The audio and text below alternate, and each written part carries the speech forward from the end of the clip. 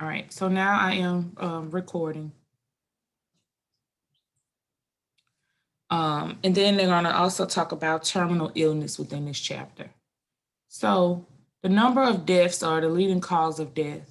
These numbers may have changed. This data is from 2015, but heart disease was number one. Cancer was number two.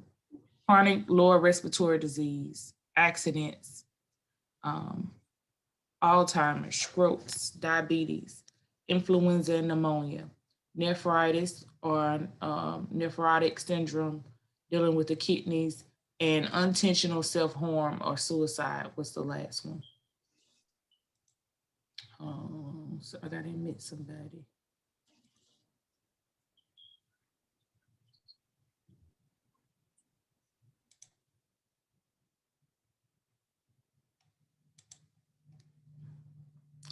So a lot of these results come from like the CDC or either United States Health, where you can find like the number of deaths and the top numbers and all of that. That's why they're able to tell us within lecture what's the number one cause of death.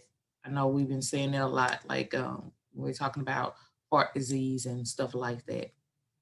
So let's talk about death and dying.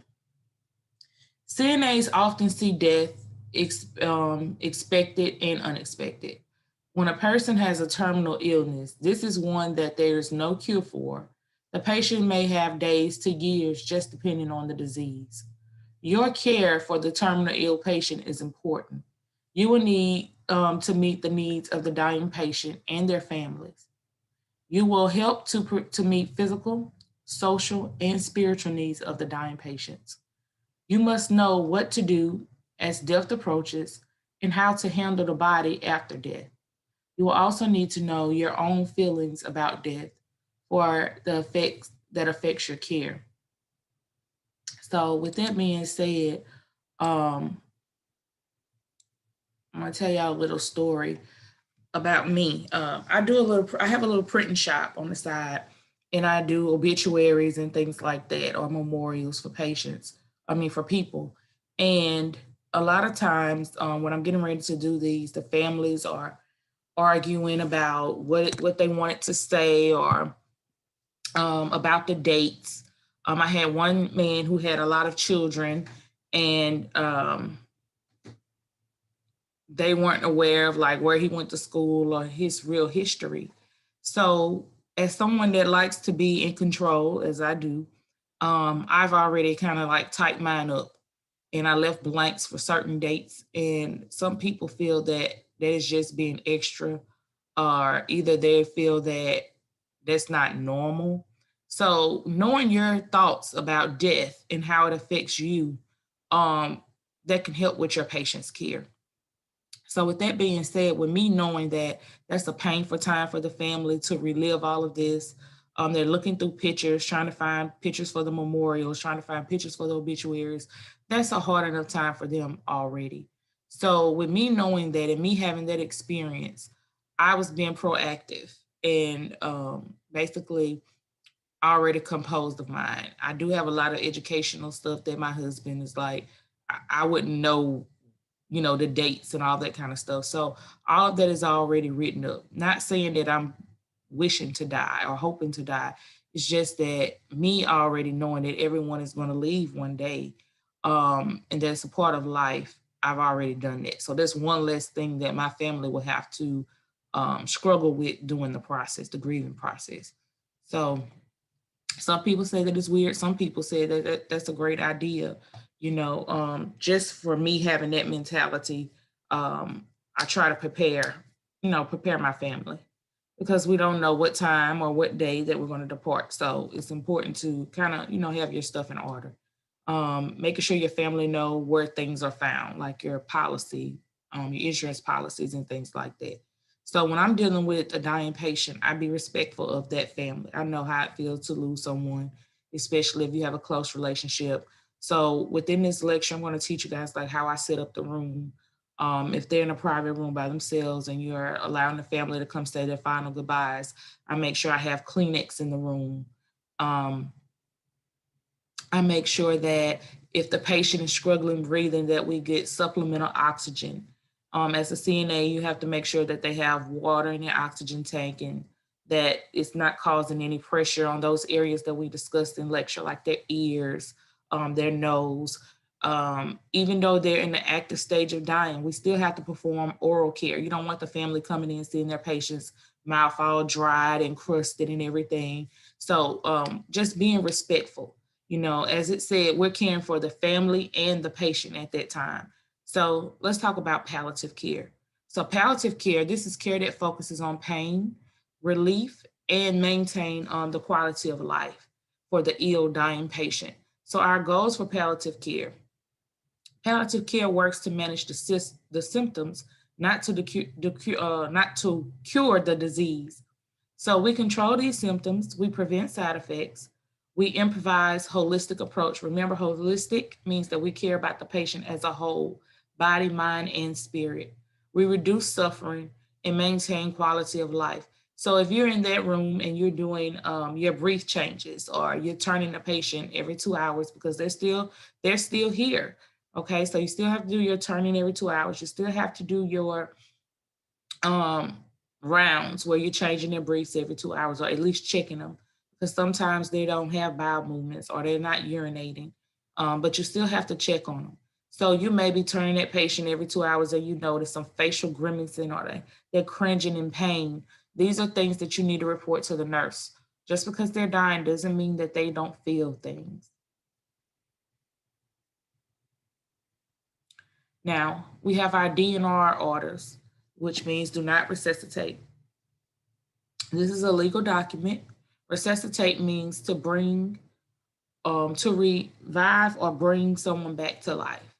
So they may have an order for do not resuscitate. They may have an order for CPR, meds, or machines. This is the patient's preference. If you do not have an advance directive or if you don't have a living will, it's okay, but that's another thing that would be beneficial for your family. So they don't have to struggle and make those decisions, especially if you are a parent and you only have one child.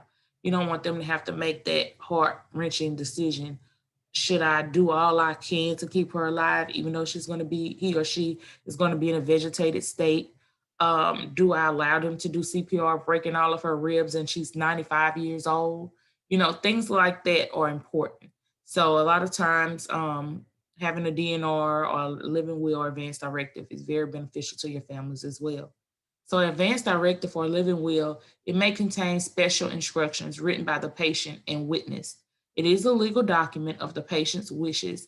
An example is if something happens to me, I don't want to go to artificial feedings. Some people are against it. Now, this is a personal preference.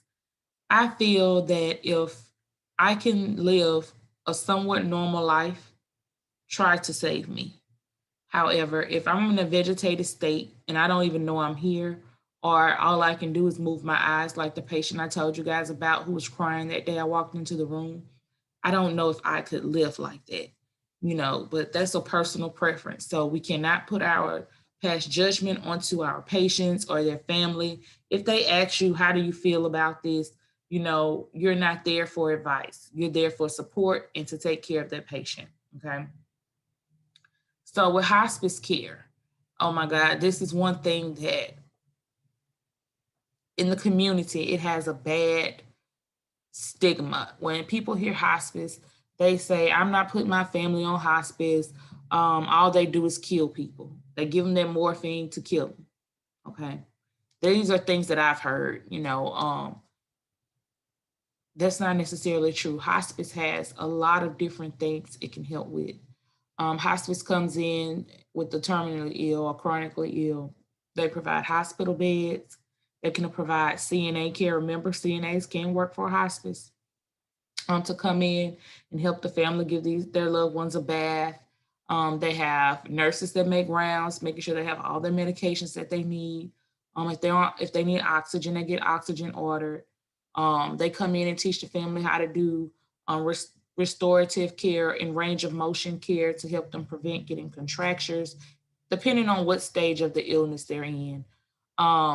They have a chaplain, they have a social worker, They have all those different components that work with hospice to provide care. Now, usually hospice care is when a patient has less than 6 months to live. The family is included in their care. This is placing the patient in a comfortable environment to make death a less lonely and frightening experience for the patients. They have counseling available. For the terminally ill, this is a disease that will eventually cause death. And then death is considered the end of life. So that's what hospice care is for, basically the end of life. Now, with hospice care, it can be given in a hospital, a care facility, or in the patient's home. They provide palliative care where they're keeping the patient comfortable. This is ordered by a doctor or a person who has 6 months or less to live, for a patient who has 6 months or less to live. Now, sometimes they'll say, oh, you have 6 months, and they may live longer than 6 months. So the hospice order is written for 6 months, and then if they surpass the 6 months, they do another 6-month order. So it focuses on soothing and comforting the patient rather than a curative cure. So it uses the holistic approach. It offers medical directed team management care. It emphasizes on pain and symptom management. Now that's where the community gets concerned about the morphine. If a patient has a respiratory terminal illness, remember we discussed in the respiratory lecture how painful it could be for that patient to breathe with chronic respiratory disorders. So that pain medicine is there for the pain. Now, some people say, well, they want us to give it to them every 2 hours. I'm not doing that. That's their prerogative if they don't want to follow the orders. We just want to encourage them to follow the orders. Because if the patient is in pain and they're not giving the pain medication in time, it'll cause them to be in a pain a little longer before the medicine actually kicks in. So that's up to the physician to come up with an order and for us to follow it. So help the family obtain financial counseling and legal assistance. They help with all of that. They offer assistance for psychosocial needs. It focuses on the residents and their family as a unit. They offer compassionate care and provide alternatives to traditional care. Now, as the CNA, you should report any complaints of pain, signs of pain immediately. Emphasize making sure that the residents who are dying feel independent and retain control over his or her life for as long as possible. So even though these patients are actively in the stage of passing, you still should promote independence if it's possible. All right. So the grieving process, they go through 5 stages of grief. They have 5 stages of grief, and they were written by Dr. Ross. So hold on a second.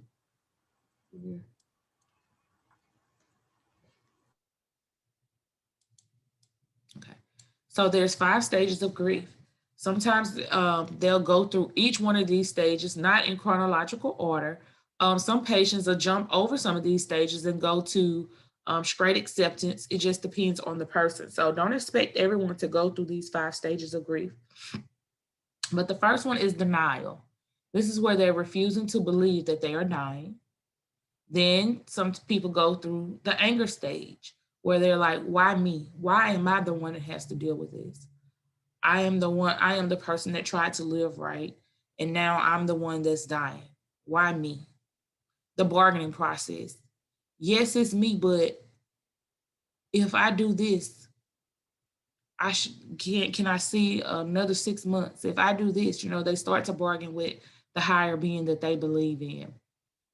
Depression. Some people go into depression where they need to mourn and review their lives. And then some patients go into acceptance where they are preparing for death.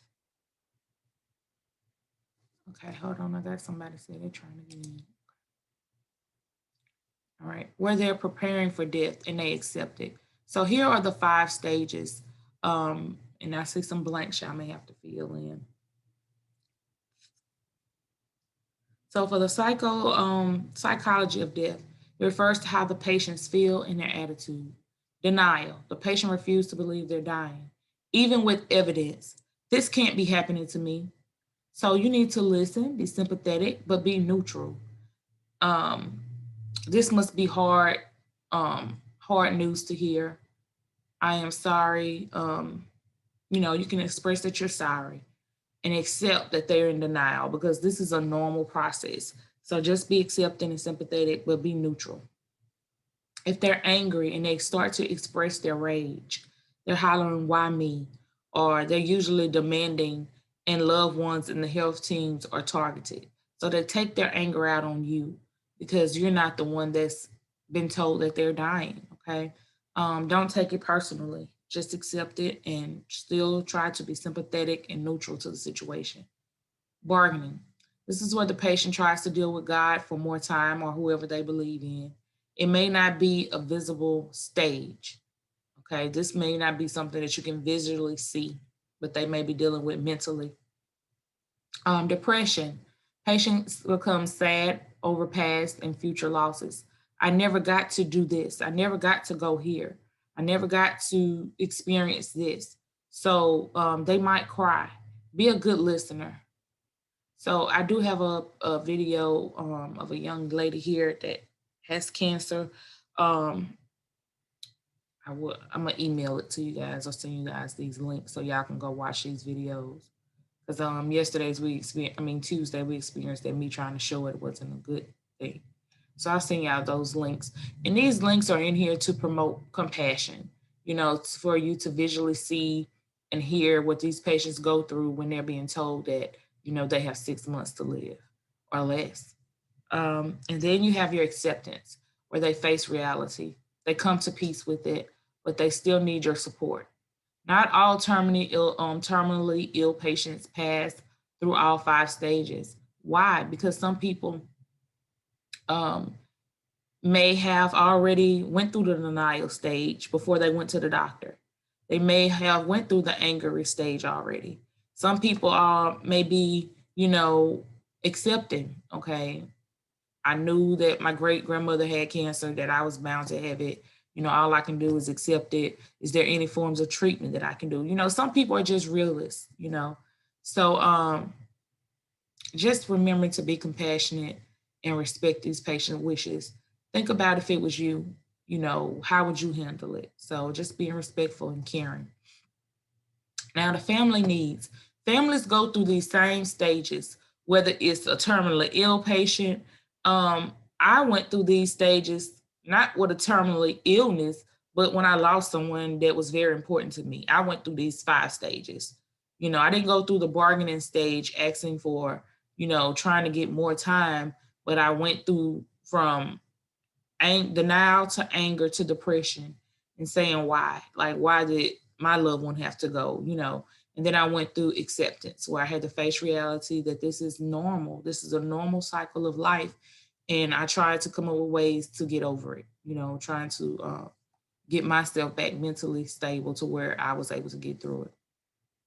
Now, family goes through these same steps of acceptance. So we need to discuss anticipatory grief, bereavement, the grief counseling or mourning, and it's in your book. Um, Sometimes if it's someone that's been married to a person for X amount of years, I've been in experiencing where, the spouse died and then like a week, even days after the spouse died too. They have that connection to where they feel that they just can't live without them.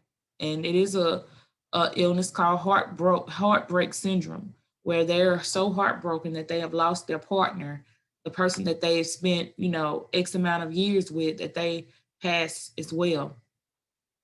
Never be too caught up into your emotions that you feel that um, you can't refer them to grievance counseling. Okay. These are things that are important. Everybody's going to mourn, just providing support. This is why I was saying providing the Kleenex. I had one family that was in a facility waiting on their loved ones to die, and they were there all night. I called the kitchen. Can I get a pot of coffee for room X, Y, and Z's family? Bring extra cups. I took them coffee. They're showing them that I care, that I'm a compassionate person. So these are things that we need to do and be for these families. Always show concern. Touch can be okay. Be considerate and available and answer questions. If the question's about the conditions, you ask them to speak to the nurse or doctor. You can't discuss their conditions. Providing privacy for the family to visit. If they're in a shared room, they usually close the curtains. However, some of the facilities will try to keep at least one empty room where they'll have, just for the dying patients, so the family could be in private. Not, necessarily a curtain doesn't block out the noise, or, the roommate may be trying to watch television. They may have not been close, so they'll provide a room where they can go and have their privacy. Visiting hours does not matter during this time. So as death is near, the family can stay if they actually choose. Excuse me. So you can offer pillows and blankets and things like that. You want to carry out nursing procedures in the family's presence. So even though they're in a room, you still need to go in and perform your oral care. If you're going to be changing their brief, you can't say, well, I'm about to tidy her or him up. Would you mind stepping out the room, or do you want me to do it while you're standing here? You want to offer them that preference. A lot of times with the sons and it's the moms, they want to step out of the room. They don't want to be in the room. So don't just go in the room and start doing it thinking, okay, I'm supposed to do this with the family. You want to offer that preference. They get comfortable in knowing that their loved one is comfortable. So with you doing things that are less, I'm trying to get my words, less exposing, like oral care, or you just coming in to change their position every 2 hours, that makes them feel a sign of relief, that makes them feel better. It's okay to ask them to step outside at times, just as long as you explain. I'm going to be moving her, and I don't think you all would like to see this. And we're going to talk about that when we talk about the active death stage and the funeral home comes to pick up the body. I highly encourage the family to leave, because seeing your loved one, the way that they handle them, because they deal with death all the time, they don't handle them with care like we do. They pick them up, put them in that bag, and zip them up, and they're on to the destination. And that's a visual picture that they will never be able to get out of their mind. So those are things that I highly encourage them to leave the room for. So with that being said, legal rights for residents who are dying.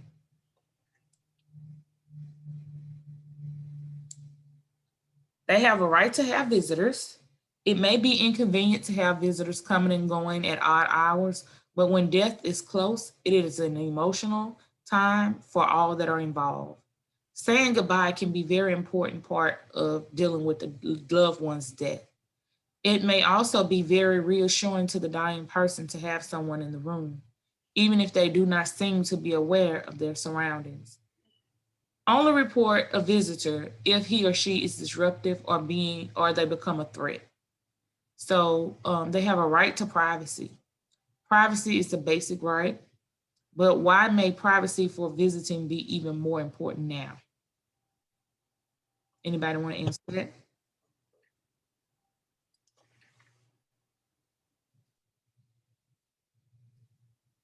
Because they may be saying things that they don't want overheard. Okay. They may be saying things they don't want heard. Visiting may be private even now, because this is their last time around their family member. You want to provide their privacy where they have that closure, they have that intimacy. They may be sharing things that, like Brandy said, they don't want other people to hear. It's a family, a family thing. Just giving them the comfort to know that they're there with their loved ones privately. It does something for them. They have the right to be free from pain. It is very important to monitor dying residents for signs that they are in pain. If they can no longer speak, how else can you tell if the resident may be in pain? The facial grimacing, a lot of patients moan, a lot of patients groan, just watching them while you're taking care of them. They have the right to honest and accurate information. Residents have the right to honest information about their diagnosis and their care as the situation evolves. Refer medical questions that are outside your scope to the practice, to the nurse, or to the doctor. They have the right to refuse treatment. Have you ever cared for someone who did not want more treatment? How did you feel? Of course, I feel like I had a patient, she was a Jehovah's Witness, and she needed a blood transfusion. And of course, that's against their beliefs. So the blood transfusion could have saved her life, but because of her faith, she passed. So I did feel, a little, I felt really bad for the patient. However, everyone has the right to believe in whatever they believe, and everyone has a right to refuse treatment. So I had to do a self check and, um, and say, how would I feel if someone was pushing me against something that I believed in? How would I feel, if it was my family member? So, like we've been saying all along, we can't be judgmental. We can't pass what we believe onto our patients. We just have to respect it. So if they refuse treatment, even though we know that it's best for them, we just have to respect their wishes. So we need to remember that whatever we agree or disagree with the decisions, the choice is not ours, but it belongs to the persons involved. Sometimes when residents are not capable of making decisions, they have told their family how they wish for things to be done. Be supportive of the family members. Do not judge the family members. They are probably following the person's wishes. Now, one thing I have to constantly remind myself um, is in this type of situation, we always so quick to say, well, if this was my family member or if this was my friend, I would do this. Everyone can say that, but when you're in those person's shoes, it's not that simple as if I would do it this way or I would handle it this way. So that's something that I constantly have to remind myself when I'm dealing with this stage. Like they said, the family member may have told them this. That's just like with my family member. I have a specific person that if I go before them, they know what I wished, and I try to express that to my husband, but he's one that is not um, a person that see things the way that I do. So he don't necessarily want to hear about me talking about me leaving. So that's the importance of having an advance directive or a living will. Now, excuse me, we have 2 minutes on this meeting left. When this meeting ends, we'll just click the same link and we'll go to our next meeting. So care for a dying patient. These are their physical needs and also, emotional.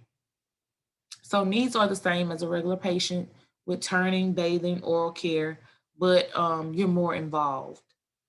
Comfort is the main goal. You want to keep these patients comfortable until they pass. Um, Sensory needs, their vision becomes blurred and gradually fails. Patient will turn forward toward the light. Keep the room lit softly. Adjust light so the patient's comfortable. Announce when you're coming in the room, just as if they were a living, breathing, not sick patient. Hearing is one of the last functions to be lost, so always speak. Make sure you're using comforting words. They're able to hear even if they're unconscious. Remember, I told you guys doing surgical procedures, I'm under, but when I wake up, I can still tell you what I heard. Studies have shown even patients in comas are the same way. So you always want to speak positive. Don't talk about their family. Don't discuss their medical issues. Just speak words of comfort and let them know, okay, Mr. or Mrs. So and so, I'm here to give you your bath. And, I'm going to wash your face just if they were a living, breathing patient. Communication needs. Speech becomes difficult. Ask yes and no questions. Talk to them. Diminish senses. Use alternate forms of communication and speak normally and describe care that is being performed. With oral hygiene needs, they may become mouth breathers. That's when their mouth is open. So they have an increased dryness. You want to swab and do mouth care as trained. Gums may bleed easier. You give oral care frequently. You can offer ice chips